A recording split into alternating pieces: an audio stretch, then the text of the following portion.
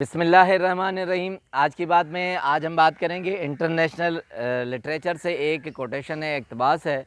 बहुत बड़े राइटर हैं, दुनिया के हाल हयात इस वक्त माने जाते हैं। पाउलो कोएल्हो ब्राज़ील के राइटर हैं। उनकी शोहरे आफाक किताब है अल्केमिस्ट। कहते हैं कि दुनिया के 56 ज़बानों में ट्रांसलेट हुई है और अब तक गुज़श्ता 2002 से अब तक अल्केमिस्ट चली आ रही है। उसके अलावा और बहुत सी किताबें हैं पाउलो कोएल्हो की। 11 मिनट्स हैं। उसके अलावा आर्चरी है, तीर अंदाज जैसे कहा जाता है। मगर एक किताब है वो बहुत हिकायतों से भरपूर है, बहुत अच्छी किताब है, like the flowing river. Like the flowing river में उन्होंने मुख्तलिफ़ तजुर्बात बताए हैं और मुख्तलिफ़ आबीतियाँ बताई हैं। कहते हैं कि मेरी एक रीडर है, पढ़ने वाली है, कुमेला गोलनाओ। उन्होंने मुझे एक ख़त लिखा और उसमें एक स्टोरी मुझे भेजी जो मैं आपसे कहते हैं कि शेयर करना चाहता हूँ। बहुत मोटिवेशनल है। उसका टाइटल जो कहते हैं कि उन्वान उसने लिखा है दो ज़ेवर। कहते हैं एक यहूदी पादरी था और उसकी एक वफ़ाशुआर बीवी थी और उसके 2 बेटे थे। ये सारा परिवार घराना आपस में बहुत खुशगवार ज़िंदगी गुजार रहा था। यहूदी पादरी को एक मरतबा शहर से बाहर कोई काम पड़ गया और वो घर से दूर निकला तो एक भयानक हादसा हुआ कि उस यहूदी के 2 बेटे जो थे वो एक कार हादसे में फ़ौत हो गए। अब बहुत बड़ा सदमा था उसकी बीवी के लिए। शौहर घर से बाहर हो, दूर हो, आउट ऑफ सिटी हो, और दोनों बेटे कार हादसे में फ़ौत हो गए। अब बहुत रोई, मगर चूँकि कहते हैं कि अक़ीदत की बहुत मज़बूत थी और ख़ुदा पर उसका बहुत यकीन था और उसने इस सदमे को सह लिया। अब उसके लिए दूसरा सदमा ये आया कि अब वो अपने शौहर को किस तरह बताए, क्योंकि रिसेंटली हाल ही में उसने बाईपास करवाया था। दिल का उसे आर्ज़ा लाहक था और इस सदमे से उसे बहुत खौफ था कि मैं अगर उसे बताऊंगी तो ऐसा ना हो कि फिर 2 बेटों के बाद शौहर भी दुनिया में न रहे। उसने गार्ड के आगे गिड़गिड़ाया और इबादतें शुरू की कि जब तक वो आए कि खुदा मुझे कोई ऐसा रास्ता बता कि मैं अपने शौहर को ये बात बताऊं और उससे दिल के आर्ज़े में कहीं ऐसा सदमा ना हो कि कुछ और नुकसान हो जाए।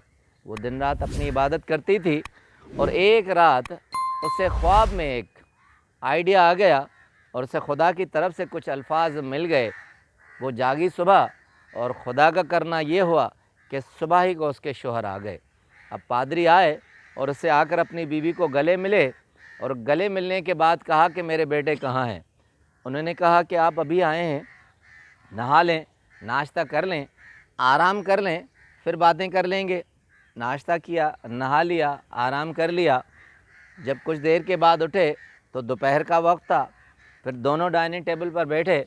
जैसे खाना लगा तो शौहर ने, पादरी ने बीवी से कहा कि खाना तो लगा दिया, बच्चे कहाँ हैं। उन्होंने कहा बच्चे आ जाएंगे, आप फ़िक्र मत करें, आप मुझे अपने सफ़र की रुदात बताएं कि आप गए तो क्या हुआ। तो पादरी ने सफ़र की रुदात उसे सुनानी शुरू कर दी। खाना खा लिया, फिर बातों बातों में उठ गए, फिर अपने कामों में लग गए। रात का वक्त आ गया, सूरज जब डूब गया, फिर रात का खाना जब लगा तब पादरी बज़िद था, उसे भी तशवीश लाहक हुई। कहा कि रात का खाना तक आ गया, बच्चे कहाँ निकल गए हैं। तो उसने कहा कि मैं एक सदमे से 2-4 हूँ, एक परेशानी मुझे लाहक है, पहले उस मसले का हल बताएं, फिर बच्चों का ही बता देता हूँ कि कहाँ निकल गए हैं। तो शौहर ने कहा हाँ, मैं जब से आया हूँ तुम्हारे चेहरे पर कुछ परेशानी देख रहा हूँ। उसने कहा ऐसी परेशानी के हल के लिए आपसे कुछ पूछना चाहती हूँ, मुझे मसले का हल बताएं। पादरी ने कहा बताओ, मैं तुम्हारी मदद करूँगा, शौहर हूँ और जितना हो सका। कहा कि हमारे और आपके एक जानने वाले दोस्त थे, आप जब चले गए थे तो वो आए थे, उन्होंने बहुत 2 कीमती ज़ेवर मुझे दिए। अब मामला ये है कि ऐसे खूबसूरत हसीन ज़ेवर मैंने ज़िंदगी में नहीं देखे, वो मुझे भा गए हैं और मैं चाहती हूँ कि उन्हें वापस मत करूँ। पादरी बहुत बहरम हुए। कहा कि खुदा की पनाह, तुम किस तरह की बात कर रही हो, इससे पहले तो तुम इतनी लालची नहीं थी। कहा कि मुझको अपने दिल से अपनाने की कोशिश कर रही हूँ कि मैं दूँ और उसे वापस मत करूँ। पादरी ने कहा ये गलत है, तुम इसे वापस कर दो, मैं इस नुकसान का अजाला हो सके कर दूं। तो आखिरी जुमला बहुत खूबसूरत है। पाउलो कोएल्हो लिखते हैं 2 ज़ेवर में, कहते हैं कि बीवी ने कहा ٹھیک ہے میں نے وہ قیمتی زیور اس مالک کو واپس کر دیے ہیں جس کے تھے، میں نے خیانت نہیں کی۔ تمہارے بیٹے کار حادثے میں اس دنیا سے چلے گئے ہیں۔ پادری کے ہاتھ سے چمچ گرا پلیٹ پر، ٹھنڈی آہ لی، اٹھا اور اپنی بیوی سے گلے ملا اور دونوں زاروں قطار رونے لگے۔ مگر لکھتے ہیں پاولو کوئلو کہ اس دن کے بعد دونوں کبھی بھی نہیں روئے۔ آخری کنکلوژن یہ ہے کہ اگر آپ کو بات کرنے کا سلیقہ آئے، آپ کے پاس الفاظ ہوں، تو بڑے سے بڑا صدمہ آپ دنیا میں جھیل سکتے ہیں اور اسے بتا سکتے ہیں اور اگلے کو رنج نہیں ہو سکتا۔ یہی روایت شیکسپیئر نے ڈالی تھی۔ ہیملیٹ میں ایک کردار ہے، جنگ ہوتی ہے، ایک ہی بیٹا ہے، وہ جنگ پہ جاتا ہے۔ اب جہاں سے واریر بچ کر آتے ہیں اور انہیں یہ خطرہ لاحق ہوتا ہے کہ وہ جنگ میں بیٹا مر گیا ہے، باپ کو اگر بتائیں گے تو وہ صدمہ برداشت نہیں کر سکے گا۔ تو ایک جملہ یہ شیکسپیئر کا دیا ہوا ہے، اس کے بعد دنیا نے اپنایا تھا۔ اسے آ کے کہتے ہیں کہ لیونور یور سن از نو مور، آپ کا بیٹا اب مزید نہیں رہا۔ اس صدمے سے تو صدمہ تھا، مگر اس الفاظ سے ان کے غموں کو کچھ ڈھارس ہوئی اور وہ باپ صدمہ سہ گیا۔